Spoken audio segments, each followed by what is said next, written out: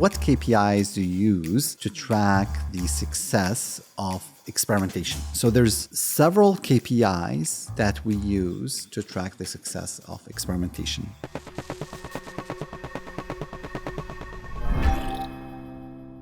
And I think they come in three different categories. There's financial KPIs, there's usability KPIs, and then there's cultural KPIs. It is important that you keep track of all those three different categories to make sure that your program is running smoothly. The first one, when it comes to financial KPIs, this will depend on the type of project that you have. So you could be tracking overall revenue for the property or the platform that you are working on. Could be tracking metrics, as much as I don't like it, conversion rates. We kind of talked about conversion rates and how conversion rate is a difficult metric to track. I like to track revenue per visitor. Even more interesting, customer lifetime value, customer retention. Those are really interesting metrics that you want to track in terms of financial impacts of a project. Another set or another category of KPIs that you track is about the user experience on the website, because you can do something in the short term that helps you generate more revenue, but in the long term, it's just not good for user experience and might leave a bad taste in the mouth of your visitors that would kill your company. And I always mention a story, a company that we worked with a long time ago. They made a good chunk of their money in the shipping and handling charges, which they insisted on hiding from people. They had it there and during the checkout, but it was really hidden. And we went back and forth with them. Hey, this is probably not ethical. We were trying to be nice by saying probably not ethical. We knew it was not a good way to do business. They wouldn't listen to us. They end up going. They came back to us after a few months when, although their conversion rate in the short term helped go up, but guess what? Every time somebody bought from them and then they noticed afterwards, after they received that order, the amounts of money that they paid for the shipping and handling charges, people were getting pissed off and they would not buy from them again. Eventually, the conversion rate tanked. The business almost died as a result of this. So you want to look at usability and user experience metrics, and there's many metrics that you can track. You can look at things like task success ratio, and you want to look at cognitive load, and you can do some analysis around that. You can basically use lots of metrics to track the user experience on the website. You can use NPS scores to track also how users feel about your site and about your service. And then finally, the last group of metrics that I use, or KPIs, cultural KPIs. Are we able to have this mind shift and people are adapting experimentation as a way of doing business? I always give the example of one company, the most expensive A/B test, maybe 8 or 9 years ago. They hire us to do experimentation. It takes us 6 months to launch the first A/B test, 23 revisions, and the A/B test did not generate any results. So we're sitting there, we're talking with the CTO who was our sponsor, and he's like, one A/B test in 6 months? We're like, yeah, that's basically what happened. We had one test in 6 months and it failed. Okay, so that was kind of the initial culture of that company. And then we had a major shift where now their teams have changed. It's no longer development, design, quality control, and project management. Now they have optimization pod, and optimization pod